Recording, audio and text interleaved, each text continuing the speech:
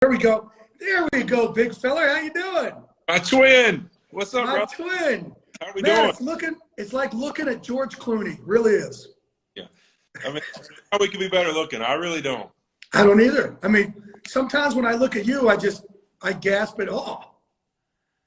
You know, it's what Julian Edelman, what's up, brother? I see you. Yeah, Julian, you know, he's got hair. Who needs that? You don't need hair to look good. Are you kidding me? Absolutely not. That whole hair thing, you know, like Urlacher and Dion put hair in. The fuck are those guys thinking? Unbelievable. Yeah, I know, man. How you feeling, big dog? I'm good, man. I'm good. The old wheel stayed on this last week, so I'm feeling good. How old are you now? 39.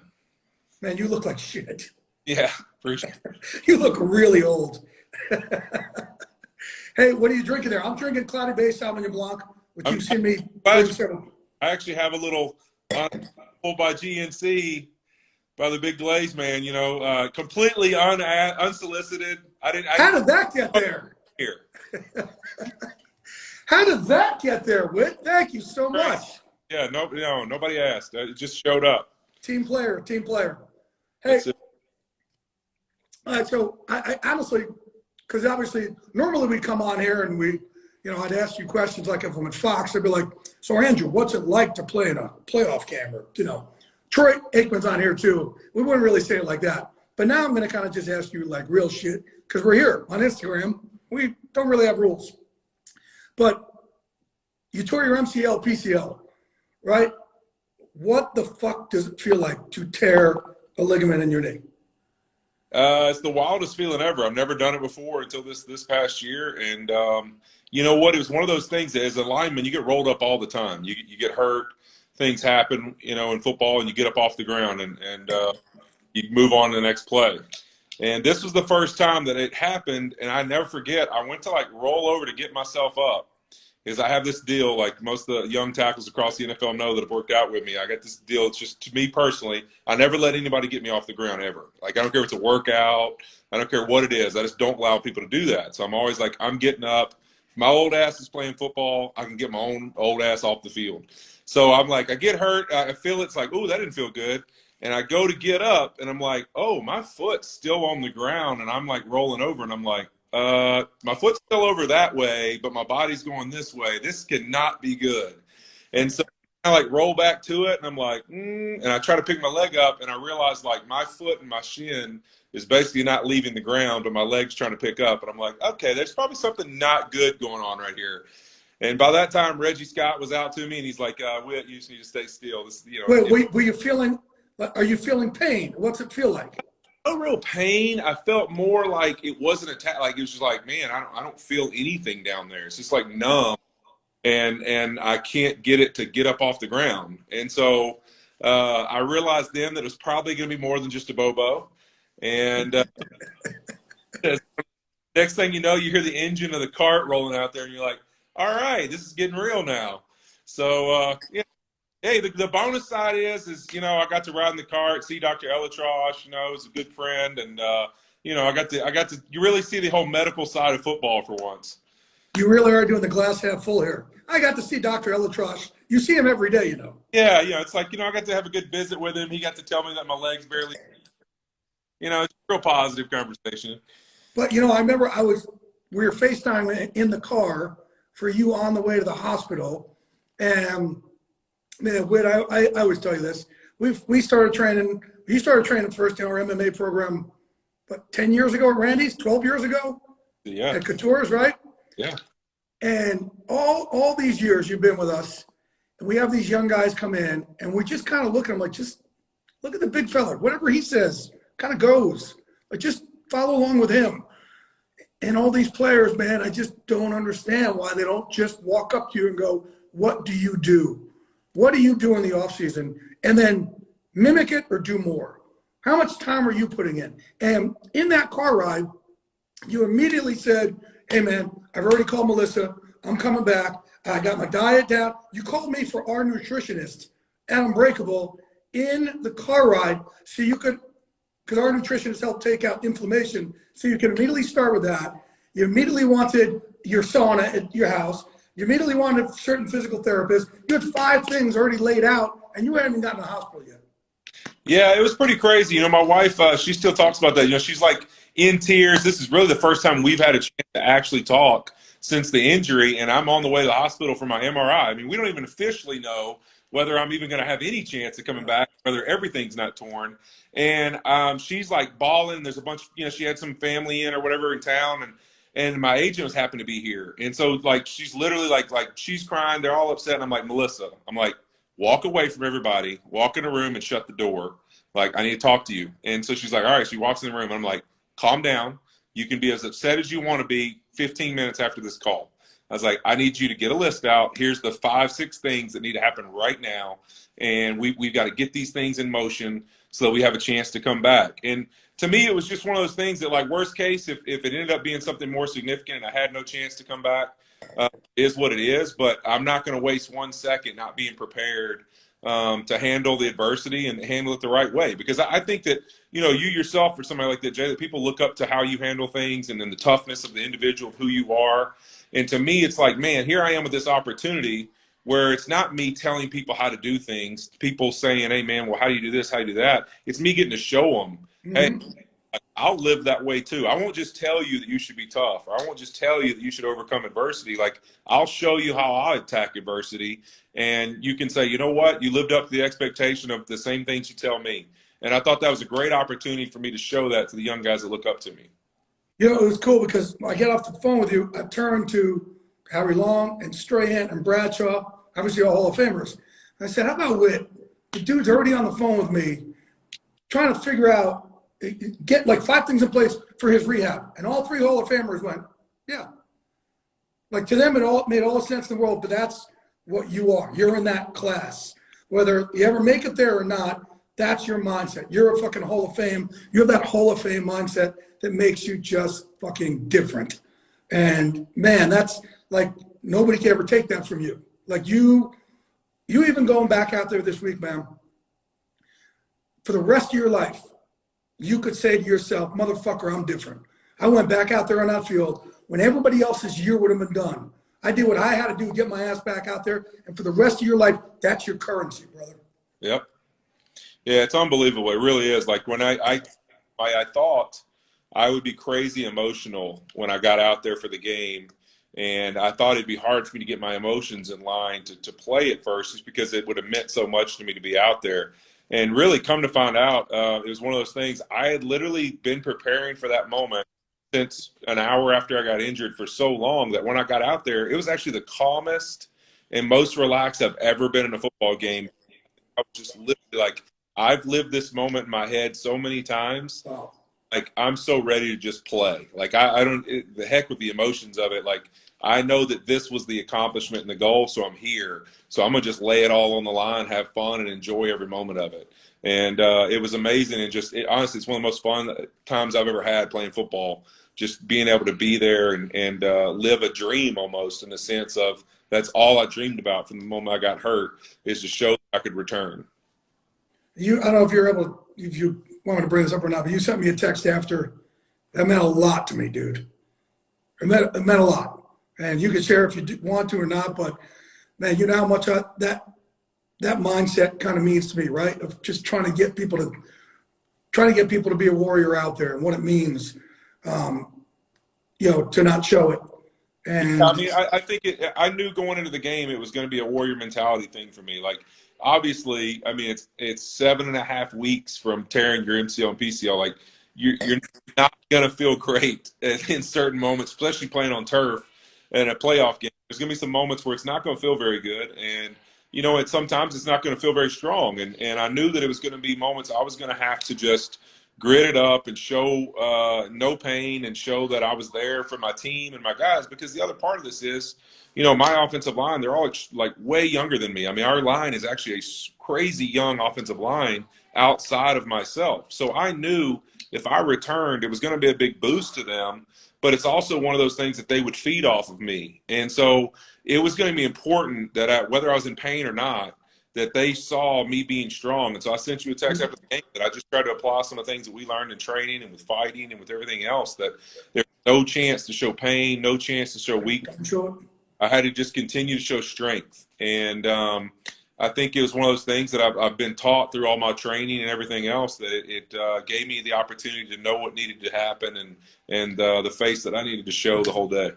Well, what you did for me, because I always say for people, and again, I don't know if you want to share it, but I'm always telling these guys, like Whit and I've trained for a while, neutral face, don't show it. If you're hurt, don't ever fucking show it. If I'm tired, you'll never fucking know, right? Fuck me, fuck you. You'll never know. And and half the time our players, right, are going, oh, whatever. Fighters, they get it. Football players, they're kind of doing this, and then, you're there doing it.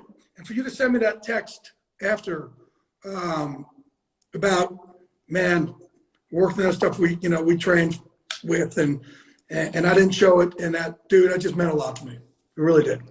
It was cool. You always tell this. Football guys know what it's like to be on that 16th one in college conditioning, and it's like, oh, man, you're exhausted, and you think, like, the world's going to end if the coach doesn't stop running you. But I always tell guys, you don't know what an MMA guy or a fighter knows, because the reality is in fighting and MMA, you're on that 16th 110, and you want to quit, but somebody else's elbow is crushing your jaw into a mat. And you're trying to decide whether you want to go ahead and just tap before they get you in a move, or before they ring the bell, or if you think you can survive till the damn thing dings. So it's like a whole nother level of conditioning and learning how to maintain toughness that most really true athletes that haven't done any kind of stuff like that have no idea exists. But it really does exist. They just got to go find it, and they got to search for it and be willing to go to that dark place where it exists, because it's not easy and it's not fun. But I tell you what, it's one of the things I know without question. I wouldn't be playing in my 15th year in the NFL if I wouldn't have gone down that road with you guys and started that kind of training. I love you, dude. I appreciate that. That, again, means the world. And you know me from wrestling guys like you, shit, I'm missing my L4, L5, my L1, L2, got half of it left. I've gone through it myself, but I do it for my own, to get the roommates in my head to talk nicely to each other.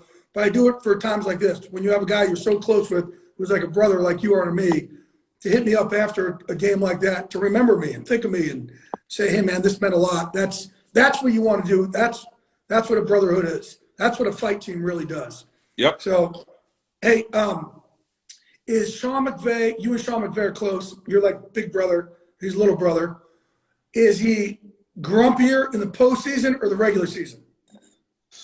Oh, man. I mean, basically, from obviously this week we're playing early, but in a normal game week, Sunday to Sunday, basically from Tuesday until Friday afternoon at about 4 o'clock, I just refuse to speak to him, because the mood he's in at that point, I'm like, I know better. I know better than to ask him a question that's going to make him explode. I mean, you're talking to a guy who went to college with, was in college under Nick Saban. I mean, I knew that when you ask the wrong question at the wrong moment, you're likely to get embarrassed or your head chewed off. So I realized that quickly with Sean McVay, that there's a certain little window that I just, I'll let him be until I get him in the window where he comes back to being nice.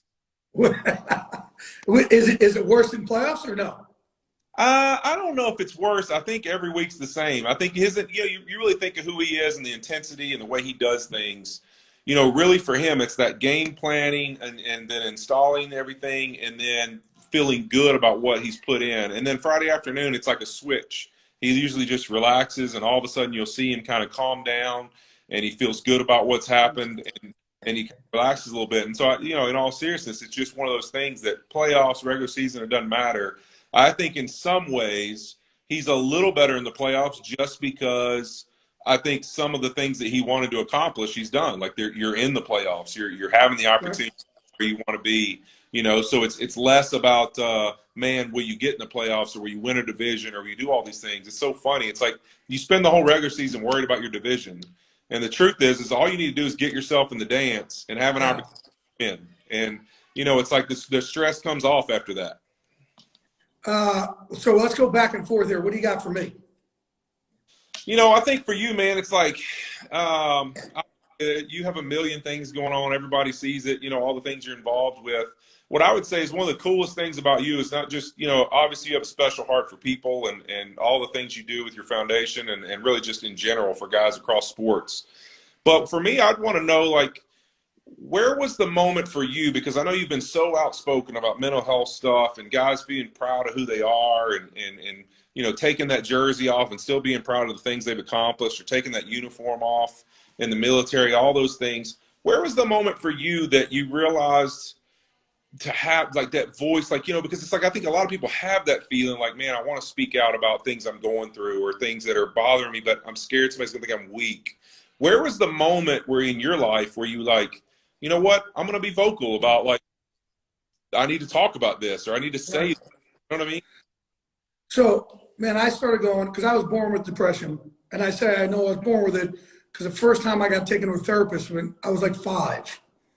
And because I was just screaming and crying every single night going to bed, and they couldn't figure out, why is this kid so sad? And then I just grew up in this gray. And then my whole life, high school therapists, college therapists, thinking that the world is collapsing in on me and the sky is falling. Not here and there, every day of my life. So, and a lot of it, when you have depression, you feel like you're a horrible person. Yeah. And man, your guilt just overrides you. And yeah, I ran with bad people. I think did some bad shit, but not something where I should have this level of sadness. So I've always done things to be of service to other people. I kind of figured that part out of, I need to be of service to help me feel a little bit better about myself, that I'm not so horrible and maybe the sky's not going to fall every single day. Like when I tell you every day of my life, I wake up believing the sky is falling and that everything's against me and the universe. And man, Susie from MVP is one of our therapists who's convinced me the universe conspires to help us. It's not against us. And I think, I used to joke around about me being fucking crazy. I'm fucking crazy, right? And I joke about it as a way for me to kind of put it out there, right? But then when MVP came along, and I realized it was really when those guys started opening up so open in a room full of 100 strangers, what they were going through and their thoughts of suicide and their depression and their anxiety. And I literally, I guess it was probably the first time I did an interview or wrote about it, I just started talking real, how I really feel. And this was a couple years ago, I think, probably only 2 years ago, dude, because I kept everything in the huddle. And then when I did that, the reaction I got from people was like, oh my God, thank you. Yes, somebody like you who they think my life is great. My life is great. My life is like, God has blessed me with the greatest life ever. I just wish that I didn't live in this heavy gray all the time so I could feel it more. I see it, I just don't feel it. And that's not any fault to mine. It's not any fault to anything or the universe. It was just how I was born. And thank God I was born this way. Because if I wasn't, I wouldn't be able to have this voice for players and for veterans. And I could feel their pain. And my pain isn't because I saw somebody get killed in front of me or I killed somebody or, something along those lines. My pain is just always there. So I'm able, I realized, man, I went from thinking that I was cursed to God has blessed me with depression. Yeah. Because I can now help so many people out. And the more I could talk about it, the more I start to see, oh my gosh, this guy's talking about it. And man, I'm just letting it go. I'm just a fucking regular dude. And that's why I'm trying to make other dudes and women out there, obviously, but those dudes who could really see, shit, if he could say it, then there's no shame in it. There's nothing wrong with saying it. And there's not, like, man, when we get injured, right? You go see Dr. Elatrosh. You fuck up your knee, you see your doc. But when our heart isn't feeling good, too many dudes don't see docs. Yep. Why not? If you're gonna see it for your knee, you should see it for your heart or your feelings. Let's say, tell my son, go see the feelings doc. Yeah. So it's funny you just say that. I think because you've seen me at MVP talking about it, Yeah. but I haven't really gone public until a couple years ago, Yeah. 2 years ago. And now that I see the reaction, now, man, I want to be that voice for everybody out there who's living in the gray.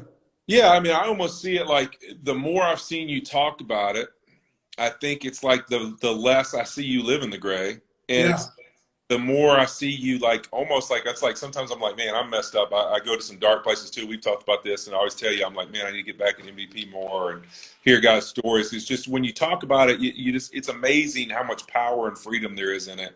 And it's like sometimes listening to you talk about it, I'm like, man, it's awesome. I'm depressed. You know, it's like you talk about it so much that I'm like, all right, like it's okay. Like that's it's cool. It's like it's fine. Like I'm depressed, but that it is what it is. But I can still have a different attitude about being depressed, and it's Right. I can just see the more that you've opened up about it and talked about it, how much one, it's helped so many people, but two, it's almost made your effect on people about it and your effect on the topic just grow exponentially because it's given you freedom. I can tell that has really had a dramatic effect on people, man. I mean, I know every time I've been to MVP or seen how much it grows or hear people man, it's just such a humbling thing to realize that I'm a part of it, and also to have a friend like you who started it. I mean, it's just amazing. Well, and your wife Melissa too. Look again. We talk real on this. My Instagram live show, my One Glass with Blaze. You guys have seen my swings, my manic swings. That sometimes you guys have seen me in those days when I wake up in this darkness and there's no fucking reason why. And we're hanging out socially, and you guys can see I'm off. Yeah. And then at the same time, you see me work through it, and I get a little choked up here. But both you and Melissa have both said to me at times like, God, we're really proud of you right now. You see me work through it. Yeah. And we're really proud. You seem so light right now. And I think I'm lightest when there's people to help. Yep. And that's like, I need that. Yeah. And like, here's the crazy shit about having depression. I know I'm not a bad person. Yeah. But unless I'm being of service to other people, I just don't see it, man. Yeah, no, I agree. And that's one of the things people ask me all the time about community service stuff and getting to do all that stuff. It's like it shows me a value in life to be able to be there to help people. And like, because to me, I always tell people, I'm like, man, if life's not about a brotherhood and it's not about family and it's not about being there for each other when we need each other, then like, what the heck are we doing? Right. It's like, to me, it's like I see so much quality of life in just being there for people and being able to help and being able to like, hey man, you know what, God's blessed me, but he didn't bless me to sit here and like think how blessed I am. Like he blessed me with the opportunity to go bless other people. And so I see that in you and the time that you pour into people. And I know for myself, I mean, like, it's like I can get in dark spots and the only thing that usually gets me out of it is like, hey man, I'm going to go do something for somebody else. I always tell kids when I go speak to them, like, a lot of guys, when they move off to school and sports and everything else, like you can get in some pretty dark spots because you're away from everything that you used to know growing up. And I used to always tell those guys, man, you get in those spots, like go open a door for somebody at school, like go his books, like so help somebody with their backpack, like just do something. And I bet you'll feel something from that you'll go, man, like, all right, like there's a quality to life that like I'm missing because I'm only thinking about how life's happening to me. And if I just put myself into other people, it'll lift my spirit and part of me out of me, and I see that in you, the way you pour into people. It's like the best part of you comes out, get that up to be there for somebody. Now, how many charities are you involved in? Whew. Right? Much. I started, my financial advisor asked me this year if I was planning on making any money or if I was just going to keep donating. My problem is, man, it's hard for me to see people suffer, and it's hard for me to see people be left out. And to me, like, that's more important than football and sports and winning and all that. And, you and I talked about this after the Super Bowl. We lose the Super Bowl. I made a comment that people just like, it was like, they thought it was like a I'm upset comment. And it was really how I think of life. Like, I really, truly mean that. Like, you can have a million Super Bowls. You can go to the Pro Bowl as many times as you want. At the end of the day, we're all going to die. And the most important thing to me is not how many of those I have. It is whether I have helped people life. It's whether my kids grow up to be good people. It's whether I in life was there for my brothers in adversity. Like those kind of things to me far more mean more things and will last for a lot longer than anything that I can win that's tangible as far as a trophy or a ring. And so it's like, man, I can do all those things and want to be all those things and still chase championships at the same time. But those things are so much more important to me that at the end of the day, I don't want to ring. But then the people who are closest to me say, well, he got a ring, but he sold us out at every aspect in life that we ever did. Right. You know what I mean? Dude, I don't know if you know this or not. I think you do. I don't know if you do. But after you had that statement, I went and got T-shirts made up for you. We're all gonna die. Yeah. And I have one. I got one for you, Sean, Melissa. I made them up for a bunch of people. And I just wanted us to walk in one day and kind of surprise you. Yep. They're sitting up in my closet still. I remember this. I remember the. Don't worry. Yeah. So, you playing the Packers this week, and you know LaFleur well. Yeah. Are you going to try and go fuck with him a little bit before the game? Man, I hope. You know what? LaFleur's an awesome guy. We had a lot of fun the year he was with us. And, obviously I know Aaron well, too. And unfortunately, David Bakatari is another guy that, I've worked out and trained with over the years. And, man, what a sad deal to see him get injured. And I've been in touch with him, too. And he reached out after the game the other night as well.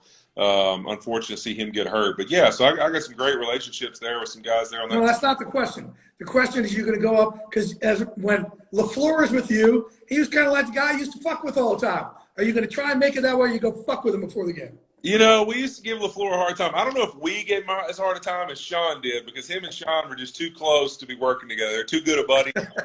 Like every op they got to just crush each other. Took it. So it'll be fun to see those two guys compete.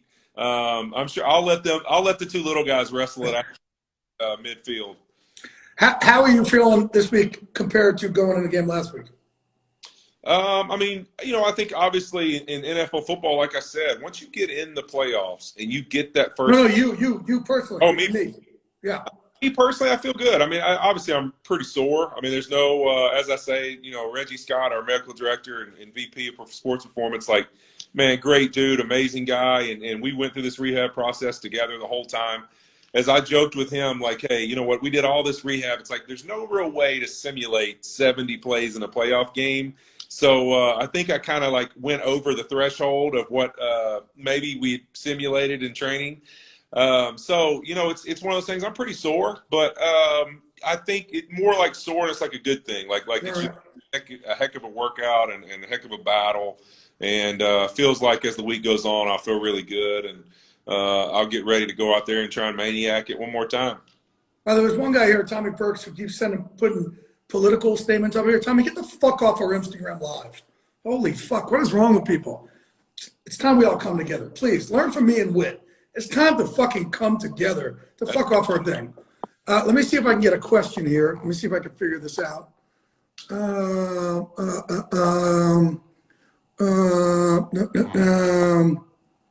Let me see here.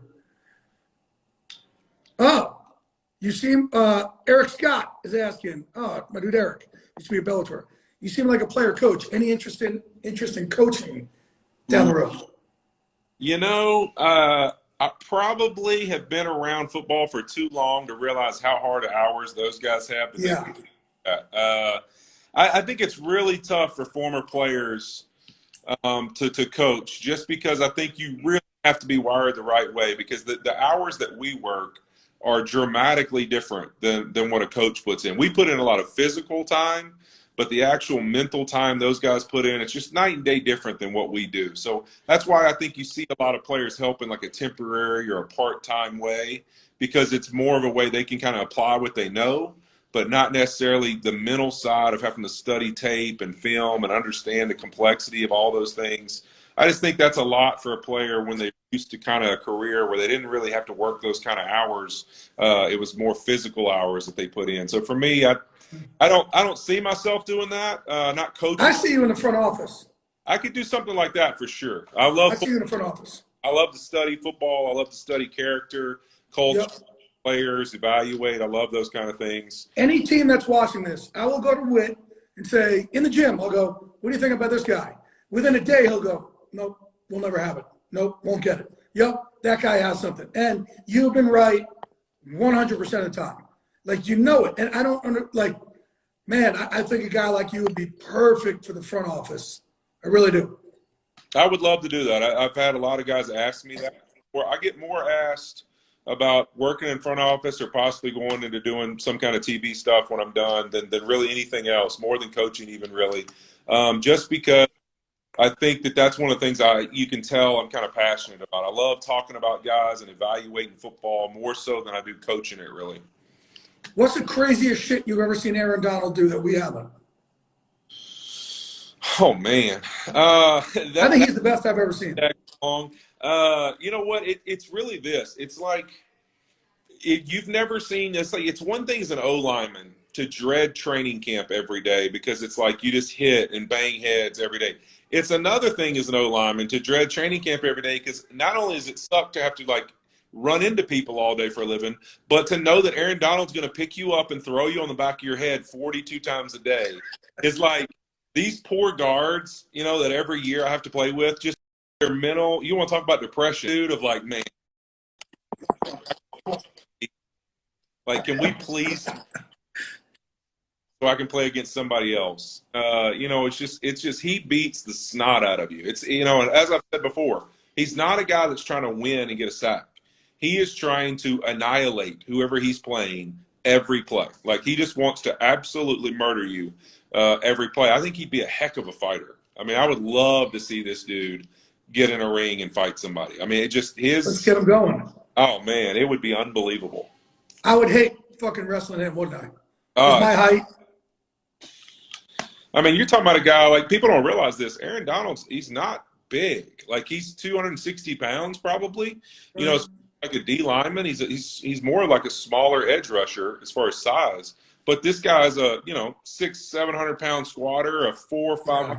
Ridiculous. I mean, guy works out with, you know, 4. But this is what I mean about guys that are different, like you and him.